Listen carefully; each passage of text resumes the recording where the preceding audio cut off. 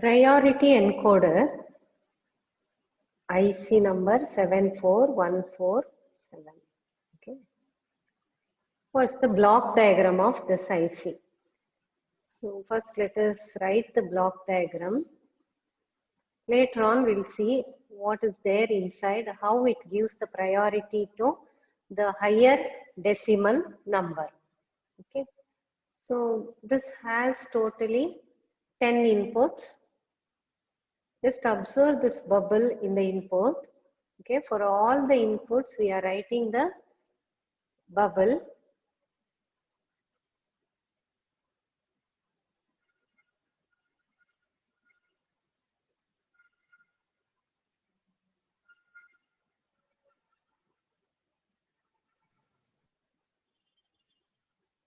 So starting from 0.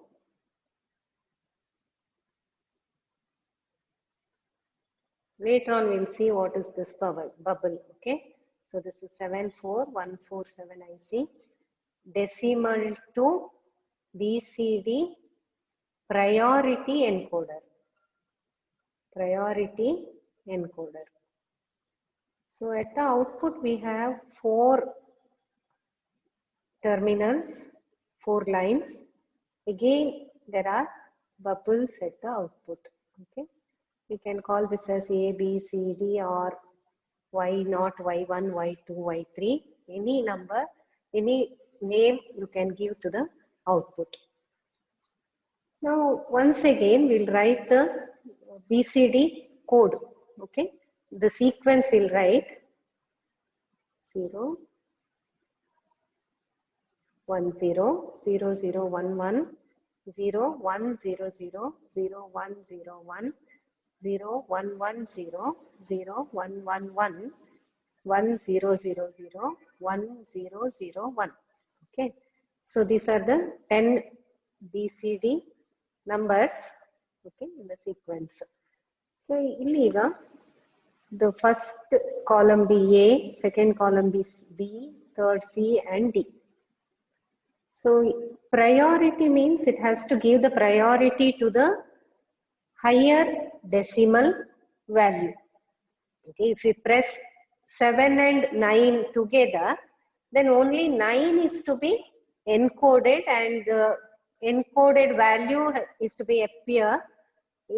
It has to be appear in the output line. Okay, so if we press 1 and 8, 8 is to be given the priority. It has to neglect 1 and 8 is to be encoded. So adanna navu priority encoder anta kariyodu. So illi iga first A column anna nodi. This is 0, 1, 2, 3, 4, 5, 6, 7, 8 and 9. Okay. So A column alli 1 bandaga, decimal 1 bandaga ನಾವು ಏನು ಹೇಳ್ತೇವೆ ಅಂದ್ರೆ 2, 4, 6 and 8 are low. ಬೇರೆದನ್ನ ಬಿಟ್ಬಿಡಿ. Okay, first ಈ 0 ಅನ್ನು ಕೂಡ ಬಿಡೋಣ, ಇದೇನು ಬೇಕು ಅಂತಿಲ್ಲ ನಮ್ಗೆ. ಈಗ A 1 ಆದಾಗ ಅಂದ್ರೆ ಡೆಸಿಮಲ್ 1 ಬಂದಾಗ A ಯಲ್ಲಿ 1 ಹೈ, 2, 4, 6 ಮತ್ತೆ 8 ಲೋ. ಓಕೆ, ಪ್ರಯಾರಿಟಿ ಎನ್ಕೋಡರ್ ಅನ್ನ ಬರೀಲಿಕ್ಕೆ ಈಗ ನಾವು ಇದನ್ನ ಬೇರೆ ರೀತಿ ವಿಜುವಲೈಸ್ ಮಾಡ್ತಾ ಇದ್ದೇವೆ. ಟ್ರೂತ್ ಟೇಬಲ್ ಅನ್ನ ಬೇರೆ ತರ ವಿಜುವಲೈಸ್ ಮಾಡ್ತಾ ಇದ್ದೇವೆ. ಹೀಗೆ A is equal to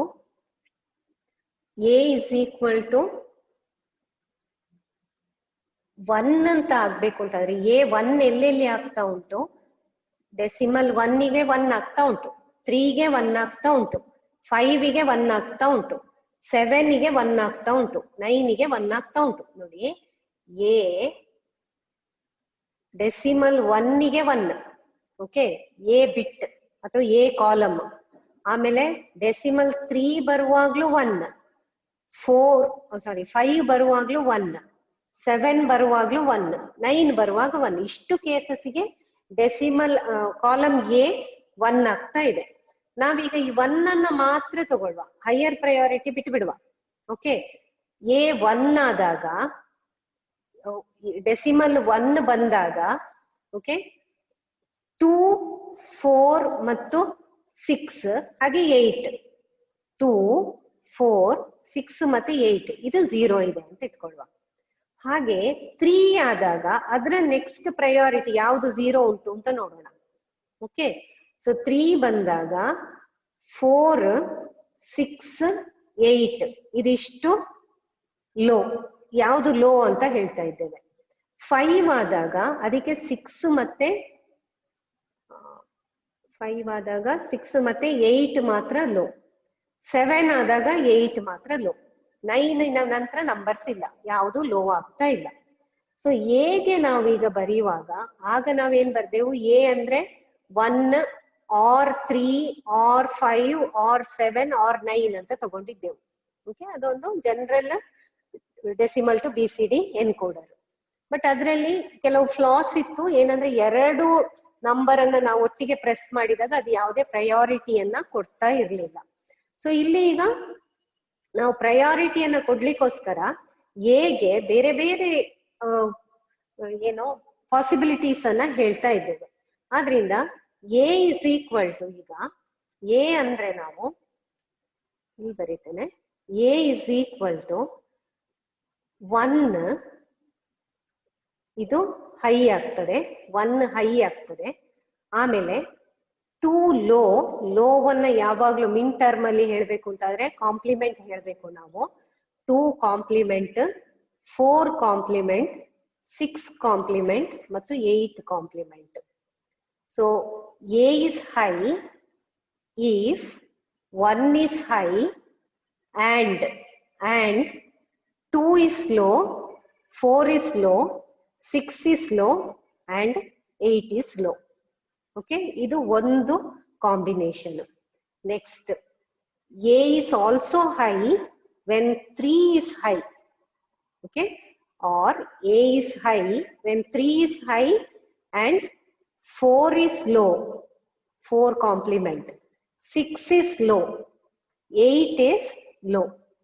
Okay, or A is high when 5 is high, 5 fifth line is high, 6 is low and 8 is low. A is high when 7 is high, A is high when 7 is high and 8 is low, or A is high when 9 is high. ಅರ್ಥ ಆಯ್ತು? ಗೊತ್ತಾಗಿದಾ? ನಾವೀಗ truth table ಅನ್ನ view ಮಾಡ್ತಾ ಇರುವ ರೀತಿಯೇ change ಆಯ್ತು. Okay, A is high when 1 is high, 2 4 6 8 are low, or A is high when 3 is high, 4 6 8 are low. A is high when 5 is high and 6 and 8 are low, or A is high when 7 is high and 8 is low. ಇದೆಲ್ಲವೂ and ನೆನ್ಪಿಟ್ಕೊಳ್ಳಿ, 5 and 6 and 8, 5 and 6 complement and 8 complement. Okay, so last ಏನ್ ಹೇಳ್ತದೆ, A is high when 9 is high. So ಎಗೆ ಇಷ್ಟೊಂದು ಕಾಂಬಿನೇಷನ್ಸ್ ಅನ್ನ ನಾವು ಬರೀತಾ ಇದ್ದೇವೆ. Similarly for B. Okay, so ಬಿಗೆ, so B is equal to, ನೋಡಿ ಬಿ ಇಸ್ ಹೈ ಎಲ್ಲಿ, ಇಲ್ಲಿ ಬಂದಾಗ ಮಾತ್ರ 2. ಸೊ ವೆನ್ 2 ಈಸ್ ಹೈ, ಆಮೇಲೆ ಯಾವುದು ಲೋ ಉಂಟು ನೋಡ್ಕೊಳ್ಳಿ, 4 5, ಆಮೇಲೆ 8 and 9, 4 5 8 and 9.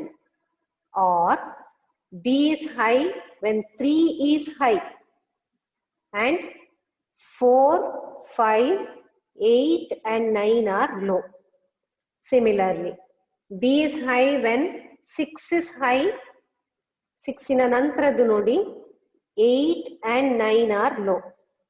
And B is high when 7 is high and 8 and 9 are low.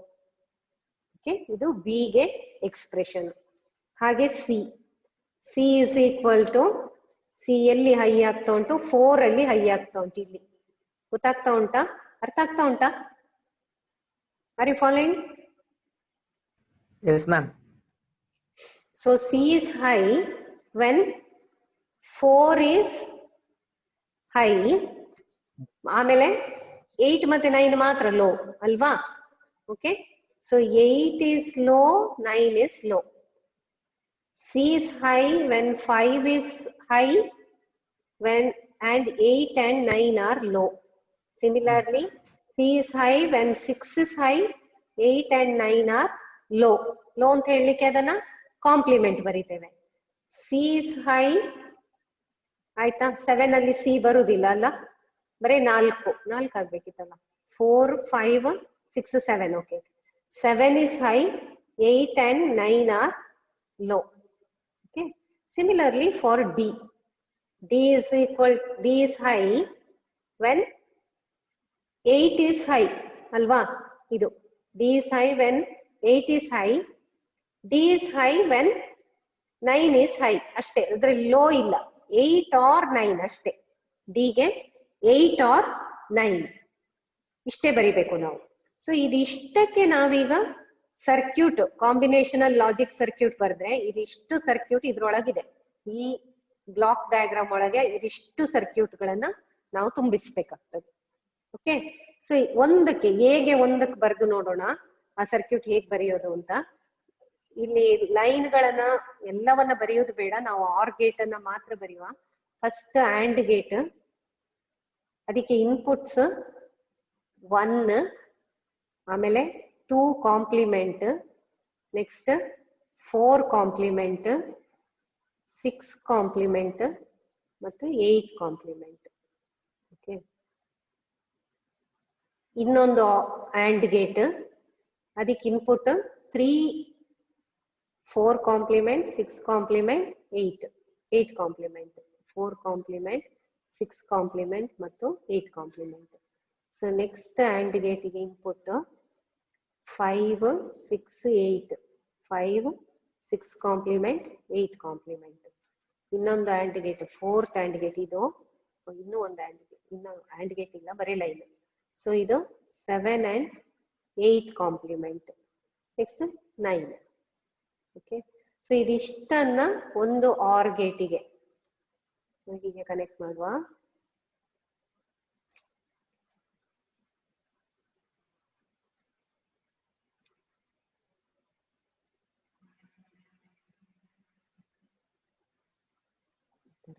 ಒಂದು ಆರ್ ಗೇಟಿಗೆ ಈ ಕನೆಕ್ಟ್ ಮಾಡಿದ್ರೆ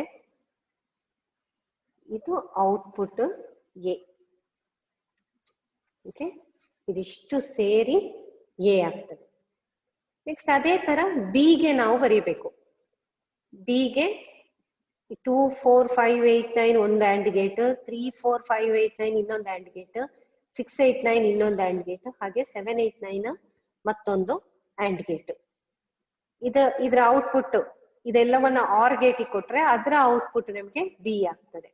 ಹಾಗೆ ಸಿ, ಇನ್ನೊಂದು ಡಿ.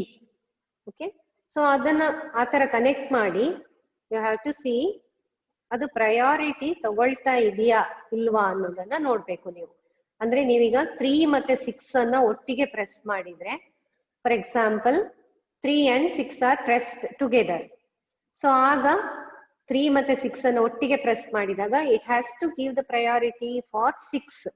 3 ಅಲ್ಲಿ ಡಿಸ್ಪ್ಲೇ ಆಗ್ಲೇಬಾರ್ದು, only 6 is to be displayed. ಗೊತ್ತಾಗ್ತಾ ಉಂಟಾ? ನಮಗೆ ಬರ್ತಾ ಇರುವಂತ ಔಟ್ಪುಟ್ ಅಲ್ಲಿ 6 ಮಾತ್ರ BCD ಗೆ ಕನ್ವರ್ಟ್ ಆಗಿ ಬರಬೇಕು, 3 ಅದು ತೋರಿಸ್ಲೇಬಾರ್ದು. ಓಕೆ, ಸೊ ಅದನ್ನ ನೀವು ಬಿ ಮತ್ತೆ ಸಿ ಗೆ, ಇದು ನಿಮಗೆ ಅಸೈನ್ಮೆಂಟ್, ಬಿ ಮತ್ತು ಸಿ ಡಿ ಗೆ ಸರ್ಕ್ಯೂಟ್ ಬರೆದು ಎಲ್ಲದರಲ್ಲೂ ಆ ವ್ಯಾಲ್ಯೂ ಅನ್ನ ಹಾಕಿ ಅನಲೈಸ್ ಮಾಡಿ ನೋಡ್ಬೇಕು. ನಂಗೆ ನಾಳೆ ಕ್ಲಾಸ್ ಅಲ್ಲಿ ಹೇಳ್ಬೇಕು ನೀವು. ಓಕೆ, ಬರ್ತಾ ಇದೆಯಾ ಆ ಪ್ರಯಾರಿಟಿಯನ್ನ ಅದು ತಗೊಳ್ತಾ ಇದೆಯಾ ಅಂತ. ಇಲ್ಲಿ ಈಗ ಇದಿಷ್ಟು ಆ ಐಸಿಯ ಒಳಗೆ ಇರುವಂತ ಕಾಂಬಿನೇಷನಲ್ ಲಾಜಿಕ್ ಸರ್ಕ್ಯೂಟ್ ಆಗಿರ್ತದೆ. ಓಕೆ, ಸೊ ಬ್ಲಾಕ್ ಡಯಾಗ್ರಾಮ್ ನಮ್ಮ ಮತ್ತೆ ಬರೀತೇನೆ.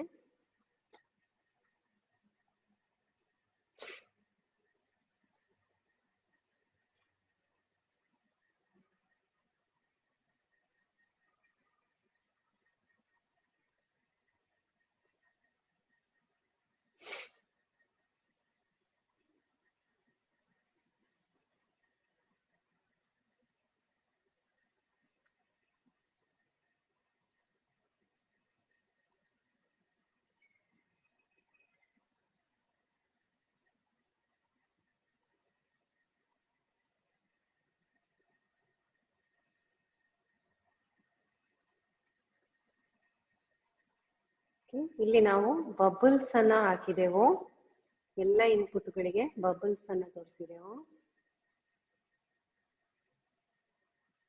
ಔಟ್ಪುಟ್ಗಳಿಗೆ ಕೂಡ bubbles ಬರ್ದೇವು.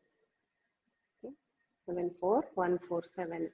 So input 0 2 3 4 5 6 7 8 and 9. So decimal input, BCD output. Okay. So ಈ ಬಬಲ್ಗಳು ಏನನ್ನ ತೋರಿಸ್ತದೆ? It indicates that the input is active low. Input is active low.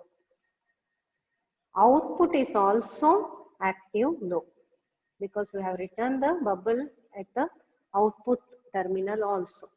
Input is active low and output is also active low. What is the meaning of that? ನೋಡಿ, ನಾವು table ಅನ್ನ ಬರೆಯೋಣ. ಇದರ truth table ಅನ್ನ ಬರೆಯುವ. Input ಅಲ್ಲಿ totally 10 inputs. Okay,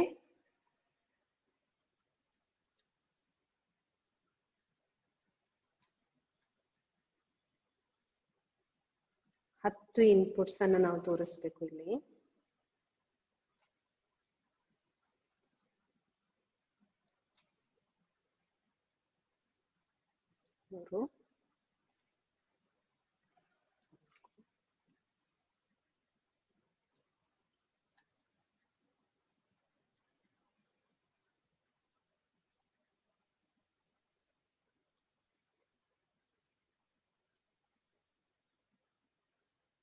inputs, ಹಾಗೆ ಔಟ್ಪುಟ್ಗಳು BCD outputs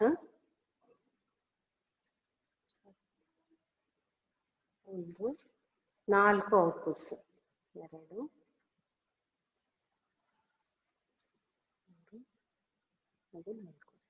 so ಈ ಇನ್ಪುಟ್ಗಳನ್ನ ಯಾವ ಸೈಡ್ ಇಂದಾದ್ರೂ ಮಾರ್ಕ್ ಮಾಡಬಹುದು. D C B A. ಹಾಗೆ ಇನ್ಪುಟ್ಗಳನ್ನ 0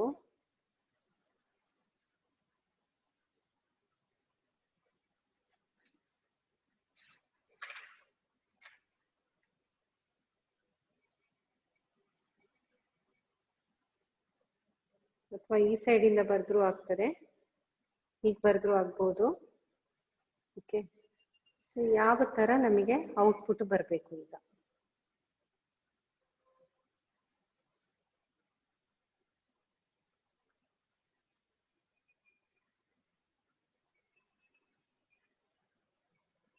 ಒಟ್ಟು ಟೋಟಲಿ ನಮಗೆ 10 ಔಟ್ಪುಟ್ ಬರಬೇಕಲ್ವಾ?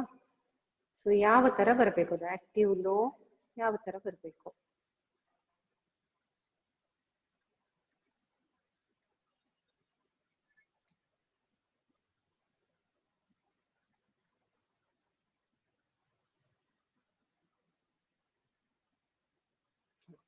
ನೋಡಿ, ಆಕ್ಟಿವ್ ಲೋ ಇನ್ಪುಟ್ ಅಂದ್ರೆ ನಾವು ಈ ಇನ್ಪುಟ್ಗಳು ಆಕ್ಟಿವೇಟ್ ಆಗುದು ನಾವು ಲೋ ಕೊಟ್ಟಾಗ.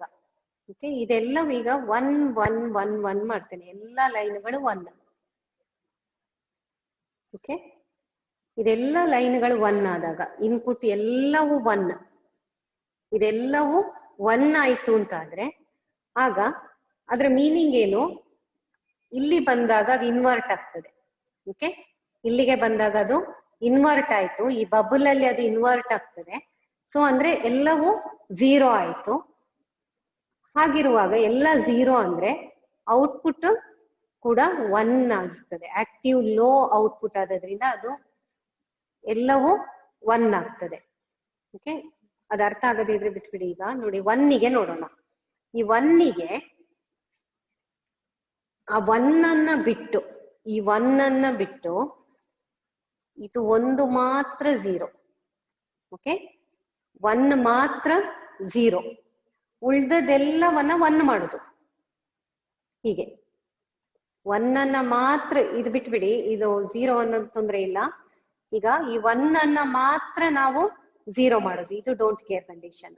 ಈಗ ಎಕ್ಸ್ ಅಂತ ಹಾಕಿದ್ರೆ ಅದು ಡೋಂಟ್ ಕೇರ್ ಕಂಡೀಷನ್, ಅದು 0 ಅನ್ನ ಕನ್ಸಿಡರ್ ಮಾಡುದೇ ಇಲ್ಲ. 1 ಅಂತ ಬಂದಾಗ ಆದ್ರೆ ಲೋವರ್ ವ್ಯಾಲ್ಯೂಸ್ ಅನ್ನ ಅದು ಕನ್ಸಿಡರ್ ಮಾಡ್ಲಿಕ್ಕಿಲ್ಲ, ಪ್ರಯಾರಿಟಿ ಎನ್ಕೋಡರ್ ಅಲ್ವಾ, ಅದರಿಂದ ಲೋವರ್ ವ್ಯಾಲ್ಯೂಸ್ ಅನ್ನ ಬಿಟ್ಬಿಡ್ತದೆ ಅದು. ಸೊ ಈಗ ನಾವು ಲೈನ್ 1 ಅನ್ನ ನಮ್ಮ ಬ್ಲಾಕ್ ಡಯಾಗ್ರಾಮ್ ಅಲ್ಲಿ ಲೈನ್ 1 ಅನ್ನ 0 ಮಾಡಿದೆವು. ಆಕ್ಟಿವ್ ಲೋ ಅಂತಂದ್ರೆ ಆ ಲೈನ್ ಆಕ್ಟಿವೇಟ್ ಆಗುದು ನಾವು 0 ಕೊಟ್ಟಾಗ. ಓಕೆ, ಸೊ ಇಲ್ಲಿ 0 ಕೊಟ್ಟಾಗ ನಮಗೆ ಔಟ್ಪುಟ್ ಅಲ್ಲಿ ಅದರ ರೆಸ್ಪೆಕ್ಟಿವ್ ಔಟ್ಪುಟ್ ಬರಬೇಕು. ಆಕ್ಚುಲಿ ನಾವು 1 ಕೊಟ್ಟಾಗ ಇದು ಎ ಬಿ ಸಿ ಡಿ ಆದ್ರೆ ನಮ್ಮ ಪ್ರಕಾರ 1 ಅಂದ್ರೆ ಇದು 1, ಉಳಿದದೆಲ್ಲ 0 ಆಗ್ಬೇಕಿತ್ತು ಟ್ರೂತ್ ಟೇಬಲ್ ಪ್ರಕಾರ. ಓಕೆ, ಸೊ ಆಕ್ಟಿವ್ ಲೋ ಅಂತ ಹೇಳುವಾಗ ಇದರ ಅಪೋಸಿಟ್ ಬರ್ತದೆ ನಮ್ಗೆ, ಇದು 0, ಉಳಿದದೆಲ್ಲವೂ 1 ಆಗ್ತದೆ. ಓಕೆ, ಹಾಗಾದ್ರೆ ಇಲ್ಲಿ ಎ 0 ಆಗ್ತದೆ, ಉಳಿದದೆಲ್ಲವೂ ಈ ತರ 1 ಆಗ್ತದೆ. ನಾವ್ ಏನು ಟ್ರೂತ್ ಟೇಬಲ್ ಬರೀತೇವೋ ಅಲ್ಲಿ 0 ಇದ್ದಲ್ಲಿ 1 ಹಾಕ್ಬೇಕು, 1 ಇದ್ದಲ್ಲಿ 0 ಹಾಕ್ಬೇಕು. ಸೊ ಆಕ್ಟಿವ್ ಲೋದ ಮೀನಿಂಗ್ ಅದು. Is it clear? Okay, next 2 ಅಂತ ಕೊಟ್ಟಾಗ 2 ಒಂದು 0, ಅದರ ಉಳಿದ ಹೈಯರ್ ಬಿಟ್ಗಳೆಲ್ಲ 1. ಓಕೆ, ಲೋವರ್ ಬಿಟ್ಸ್ ಅನ್ನ ಅದು ಕನ್ಸಿಡರ್ ಮಾಡೋದಿಲ್ಲ, ಅದು ನಮಗೆ ಇದ್ರೂ ಒಂದೇ ಇಲ್ದೆ ಇದ್ರೂ ಒಂದೇ. ಸೊ 2 ಅಂದ್ರೆ ನಮಗೆ ಗೊತ್ತು ಬಿ ಬಿಟ್ ಒಂದು 0 ಆಗ್ಬೇಕು, ಉಳಿದದೆಲ್ಲವೂ 1. ಸೊ ನಿಮ್ಗೆ ಕನ್ಫ್ಯೂಸ್ ಆಗುದಾದ್ರೆ ನಾನು ಬಿ ಸಿ ಡಿ ಬಿಟ್ಟು ಇಲ್ಲಿ ಬರೀತೇನೆ ನೋಡಿ. 0 0 0 0 0 0 1 ಇದು ಆಕ್ಚುಯಲ್ ಬಿ ಸಿ ಡಿ. 0 0 1 0 0 0 1 1 0 0 ಸಾರಿ 0 1 0 0 0 1 0 1 0 1 1 0 0 1 1 1 1 0 0 0 ಆಮೇಲೆ 1 0 0 1 ಇದಿಷ್ಟು ಆಕ್ಚುಯಲ್. ಈಗ ಇದು ಕನ್ವರ್ಟೆಡ್ ಹೇಗೆ ಬರಬೇಕು? ಕನ್ವರ್ಟೆಡ್ ಪ್ರಕಾರ 0 ಇದ್ದಲ್ಲೆಲ್ಲ 1 ಬರಬೇಕು. ಓಕೆ, 1 ಗೆ 1 1 1 0 ಬರಬೇಕು, 1 1 0 1 ಬರಬೇಕು, 1 1 0 0 ನೆಕ್ಸ್ಟ್ 1 0 1 0 1 1 ಹಾಗೆ 1 0 1 0. ಎಲ್ಲೆಲ್ಲಿ 0 ಉಂಟು ಅಲ್ಲೆಲ್ಲ 1 ಹಾಕಿ. 0 ಇರುವಲ್ಲಿ 1, 1 ಇರುವಲ್ಲಿ 0, 1 0 0 0 ಆಮೇಲೆ 0 1 1 1 0 1 1 0 ಈ ತರ ಆಗ್ತದೆ. ಓಕೆ, ಇನ್ಪುಟ್ ಕೂಡ ಅಷ್ಟೇ, ನಾವು 0 ಇದ್ದಲ್ಲಿ 1 ಹಾಕ್ತಾ ಇದ್ದೇವೆ, 1 ಇದ್ದಲ್ಲಿ ಅದನ್ನ ಆಕ್ಟಿವೇಟ್ ಮಾಡ್ಬೇಕಾದ್ರೆ 0 ಹಾಕ್ತೇವೆ. ಸೊ 3 0 ಆಯ್ತು, ಉಳಿದ ಹೈಯರ್ ಬಿಟ್ಸ್ ಎಲ್ಲ 1 ಅಂದ್ರೆ ನಾವು ಅದನ್ನ ಆಕ್ಟಿವೇಟ್ ಮಾಡ್ಲಿಲ್ಲ ಅಂತ. Okay, so lower bits don't care condition ಅಂತ ಹೇಳ್ತೇವೆ ನಾವು. ಎಕ್ಸ್ ಅಂತ ಹಾಕಿದ್ರೆ ಅದು 0 ಆಗ್ಲಿ 1 ಆಗ್ಲಿ ಅದನ್ನ ಅದು ಕನ್ಸಿಡರ್ ಮಾಡುದಿಲ್ಲ. ನೆಕ್ಸ್ಟ್ 4 ಗೆ 4 ಅನ್ನ ಆಕ್ಟಿವೇಟ್ ಮಾಡ್ಲಿಕ್ಕೆ 4 ಅನ್ನ 0 ಮಾಡೋದು, ಉಳಿದ ಹೈಯರ್ ಬಿಟ್ಸ್ ಎಲ್ಲ high, lower bits don't care condition. Again 5 ಗೆ ಇದನ್ನ ಮಾತ್ರ 0. ಓಕೆ, 6 ಗೆ 6 ಮಾತ್ರ 0, 7 ಗೆ 7 ಮಾತ್ರ 0, 8 ಗೆ ಒಂದು ಕಡಿಮೆ ಆಯ್ತಲ್ಲ, 8 ಗೆ 8 ಮಾತ್ರ 0, 9 ಗೆ 9 ಮಾತ್ರ 0. ಉಳಿದ ಎಲ್ಲ ಲೋವರ್ ಬಿಟ್ಗಳನ್ನ ಈ ತರ ಕ್ರಾಸ್ ಮಾಡಿ ಇರ್ತೇವೆ. ಓಕೆ,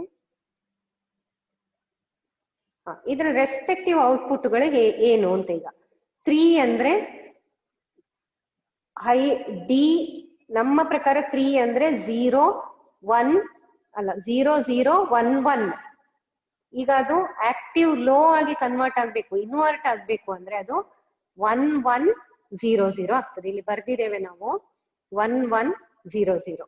ಹಾಗೆ 4 ಅಂದ್ರೆ 1 0 1 1, 5 ಅಂದ್ರೆ 1 0 1 0, 6 ಅಂದ್ರೆ 1 0 0 1, 8 and 7 ಅಂದ್ರೆ 1 0 0 0, 8 ಅಂದ್ರೆ 0 1 1 1, 9 ಅಂದ್ರೆ 0 1 1 0. ಓಕೆ, ಸೊ ಇಲ್ಲಿ ಕೂಡ ನಮಗೆ ಪ್ರಯಾರಿಟಿ ಕಾಣಿಸ್ತಾ ಇದೆ. ಓಕೆ, ಇದು ಪ್ರಯಾರಿಟಿ ತೋರಿಸ್ತಾ ಇದೆ ನಮ್ಗೆ ನೋಡಿ. ಆ ಬಿಟ್ಗಳು ಮಾತ್ರ ಹೈ ಆಗ್ತಾ ಇರೋದು. ಓಕೆ, ಸೊ ಇದು ಮಾತ್ರ ನಾವು ಅದನ್ನ ಲೋ ಮಾಡ್ತಾ ಇದ್ದೇವೆ. ಅದರ ಲೋವರ್ ಬಿಟ್ಸ್ ನಾವು ಏನ್ ಮಾಡ್ತಾ ಇದ್ದೇವೆ, ಡೋಂಟ್ ಕೇರ್ ಕಂಡೀಷನ್ ಗೆ ಕನ್ವರ್ಟ್ ಮಾಡ್ತಾ ಇದ್ದೇವೆ. ಸೊ ಇದು ಪ್ರಯಾರಿಟಿ ಎನ್ಕೋಡರಿನ ಟ್ರೂತ್ ಟೇಬಲ್.